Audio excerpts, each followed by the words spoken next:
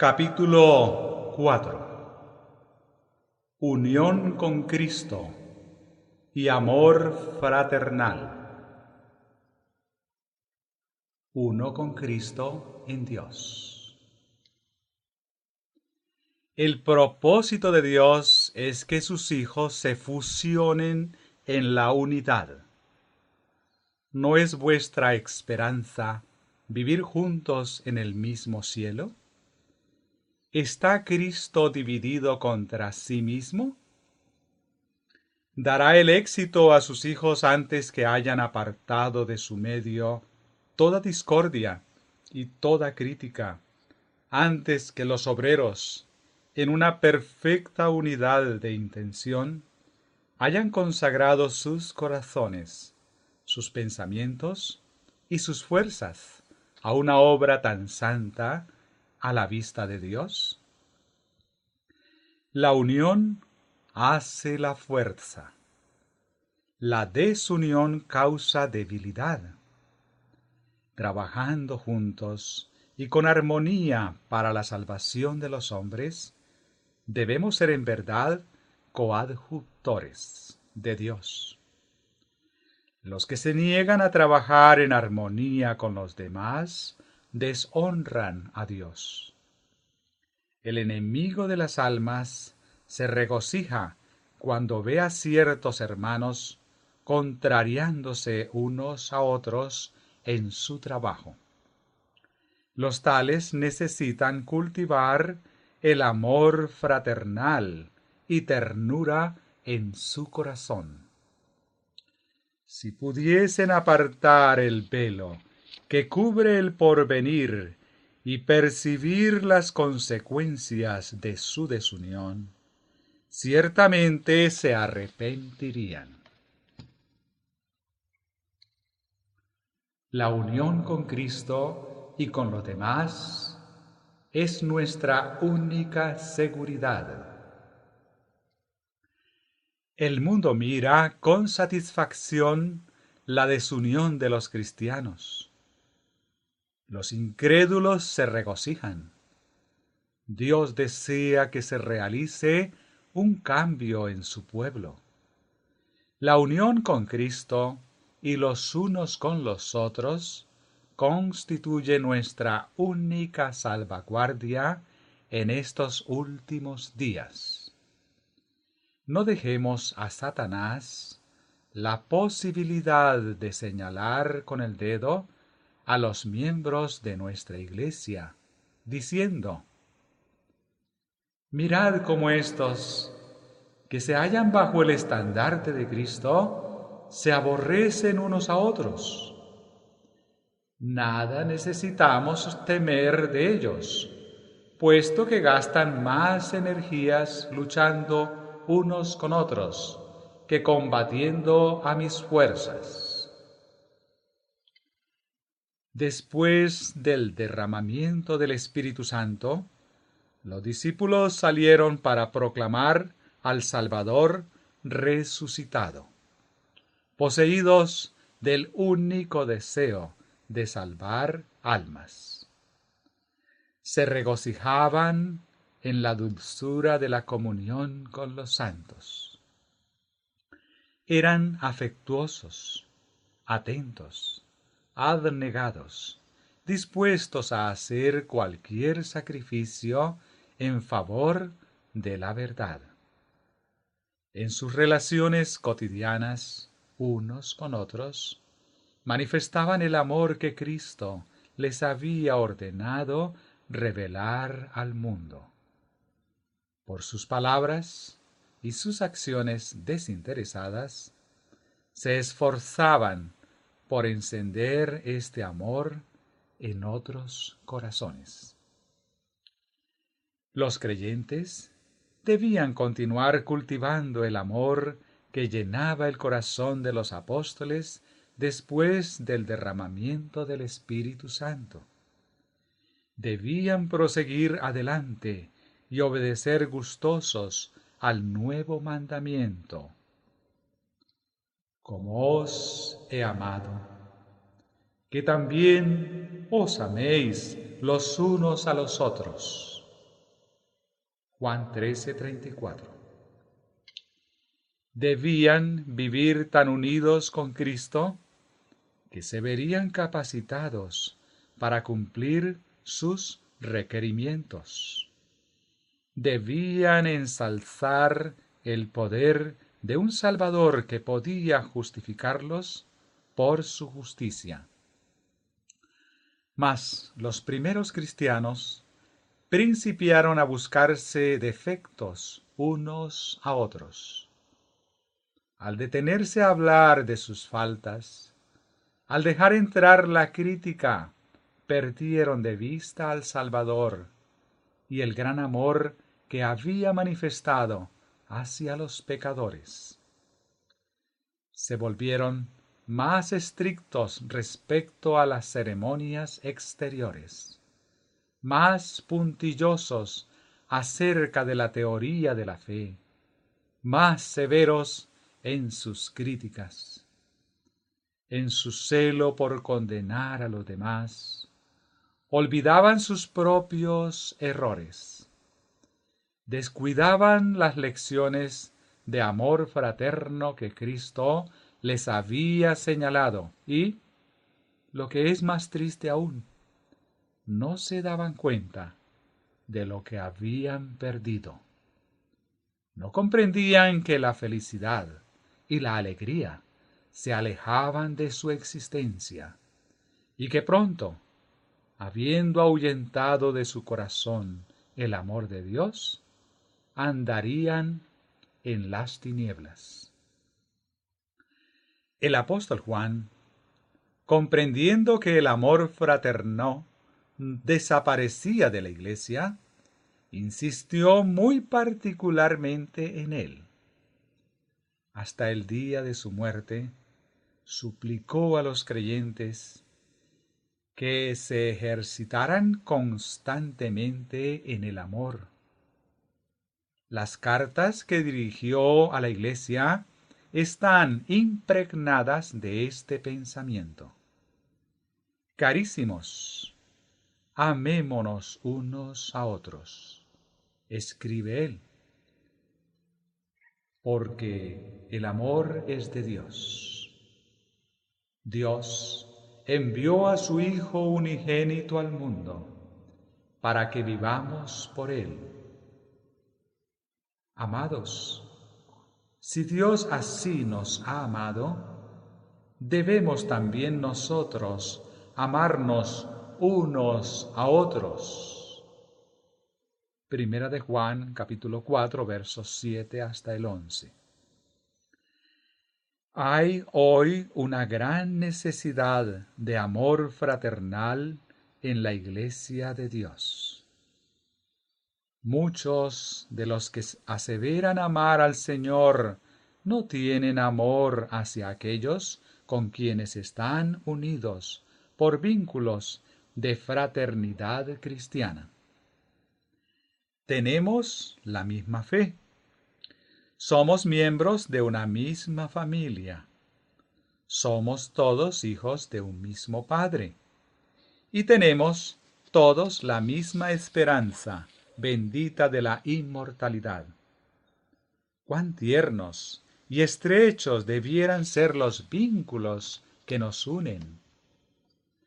La gente del mundo nos observa para ver si nuestra fe ejerce una influencia santificadora sobre nuestros corazones.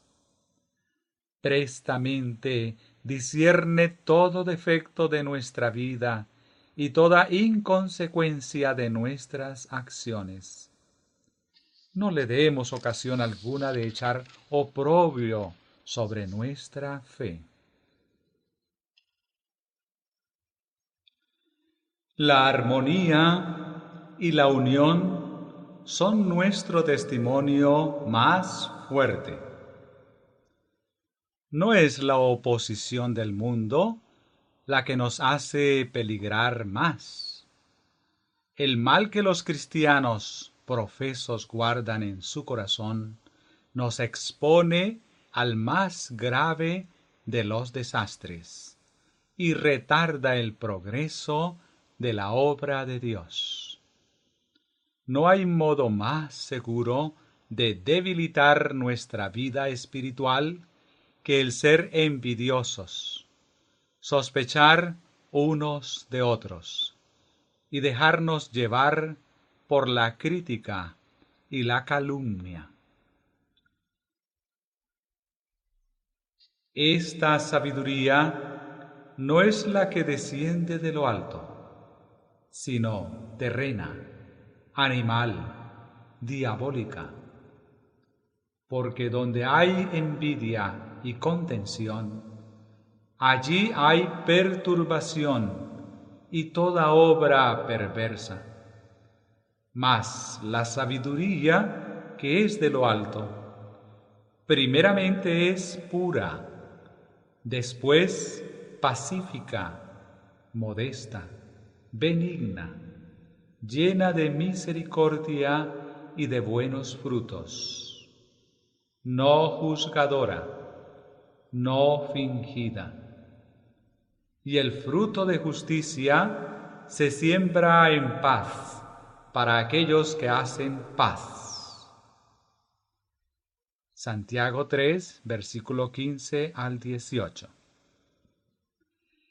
La armonía y unión existente entre hombres de diversas tendencias es el testimonio más poderoso que pueda darse de que Dios envió a su Hijo al mundo para salvar a los pecadores.